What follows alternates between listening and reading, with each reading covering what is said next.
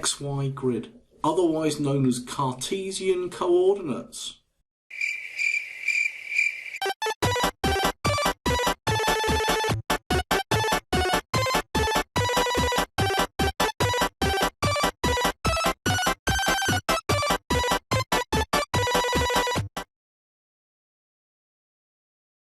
Okay then, so you should now have a working shark. I've just hit the green flag there, and now you can see the shark is biting away. You might have different timings to me. I've gone for 0.3 seconds there, but it doesn't matter what you have. As long as you've got a shark that's biting away and he's never going to stop because it's in a forever loop, then that's all good. If you haven't got that, then maybe pause the video and just sort that one out. Now the thing is, in the game, eventually we have lots of fish sort of coming in left and right and swimming around, but we don't want a shark that's that big. It's too big for the game, so I'm just going to stop it. I'm going to give you one little thing that you can include. Maybe stop this video in a second and do that, but then we're going to show you how we can move the shark around the screen. I'm going to show you sort of one way that works but that makes the game really quite easy. Then I'm going to show you another way which perhaps you might say is less effective but actually makes the game more of a game. Just trust me on this one. So first of all, how do I make the shark smaller? Well, actually this is really quite straightforward, because over here where we've got the looks button here, if I click on that, then a little bit further down we have the two buttons here that say change size by 10 and set size to 100%. Now I've always found over the years that kids kind of get a little bit confused about which one to use. But the one we want is this set size to 100%, and I'm just going to glue that in there. So when the green flag is clicked, before the shark starts even doing any biting forever, we're going to change his size. Now if I press the green flag, nothing happens because he's at 100% of the size. But if I were to change this to say a 50, and then I go back and press the green flag,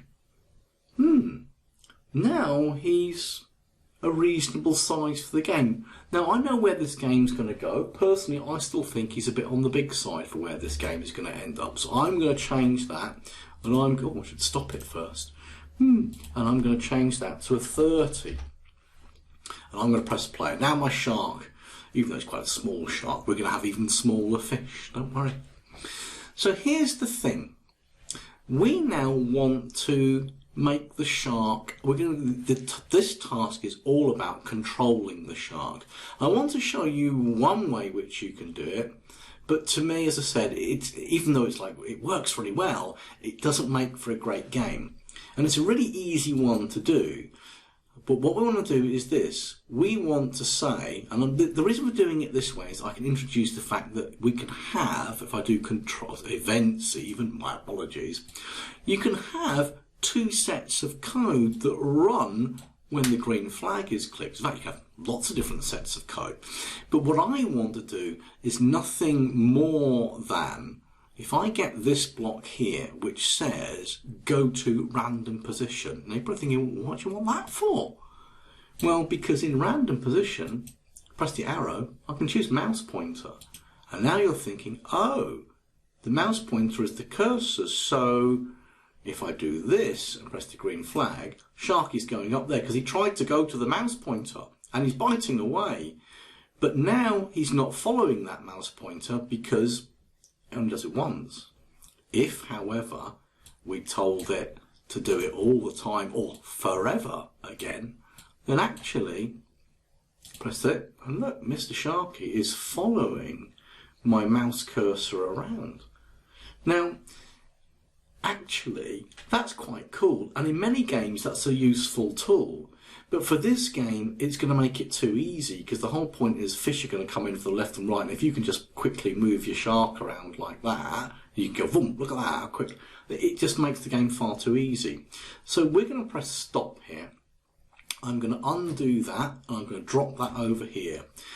And then I'm going to give you options about how we're going to control this. Now I'm going to put shark back in the middle, and I'm also going to put a different stage on there just for a moment. So I'm going to add, go back to here, I'm going to choose a backdrop, and I'm going to choose this one all the way down the bottom. XY grid, otherwise known as Cartesian coordinates. Yeah, I never knew what those were either. It was only on some course a couple of years ago and someone said, oh, use your Cartesian coordinates, and everyone looked blankly, and then he went, the XY grid, and I was like, oh, why don't you say that then? Because he wanted to use big words to make himself sound superior. You'll come across that in life quite a lot. Here's the shark. Here, on the orange line here, is the x-axis. And here on the blue line is the y-axis. So if I want the shark to move to the right, I need to increase the value of x. If I want the shark to move to the left, I need to decrease the value of x.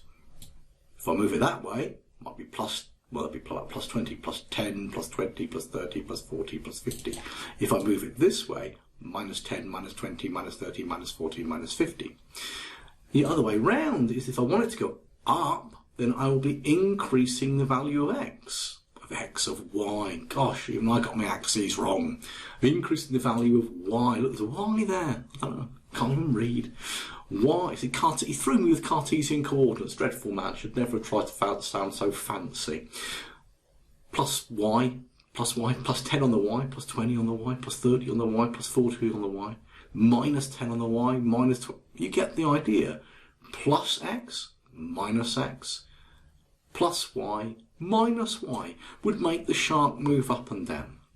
So, here's the thing. There are two options.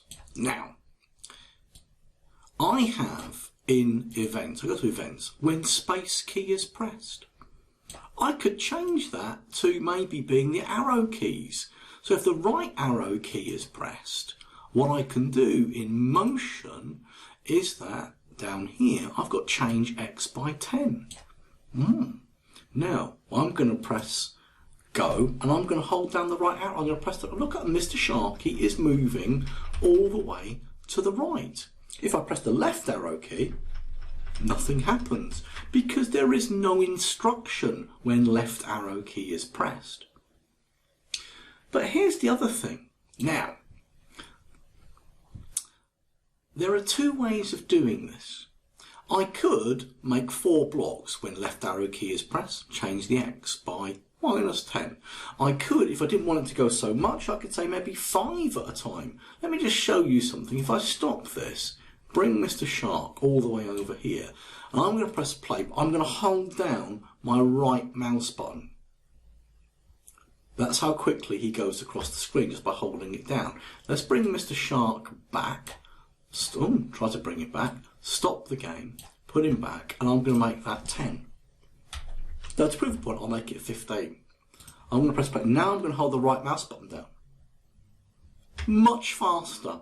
So the whole point of that is how much you change x by is how fast it's going to move. In this particular case, I think I'll leave it as 5. So I could have the option of duplicating this and changing that for the left arrow and changing x by minus 5, and then I can duplicate it again for the up arrow, and I can duplicate it again for the down arrow.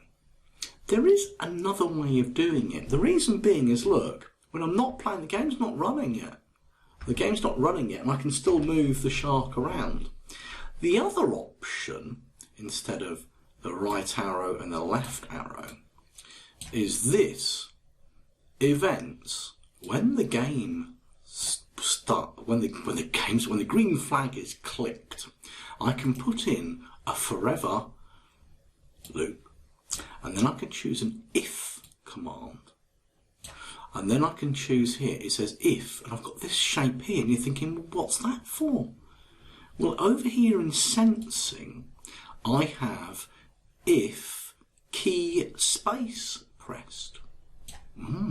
But I could change that to a right arrow, and then I can use the same command of motion, change x by, and I put the 5 in. Now, it's a little bit more complicated, But when I press the key on my keyboard now, nothing happens. It only lets the shark move, just put him back a second, once the game has started. So I'm going to leave it up to you how you want to do it. If you prefer your shark, if I just stop this for a second, to be able to move even if the game hasn't started, fine, knock yourself out. If you prefer it that he doesn't move when the game has started, run with this one. But I want you to make sure the shark can move up, down, left and right. There is going to be a problem. Okay, there is going to be a slight problem that when you move him left, he's moon swimming. To look at what Michael Jackson used to do, if you know who Michael Jackson is. He was famous that he could look like he was walking forwards when he was walking backwards, or the other way around. It was called moonwalking.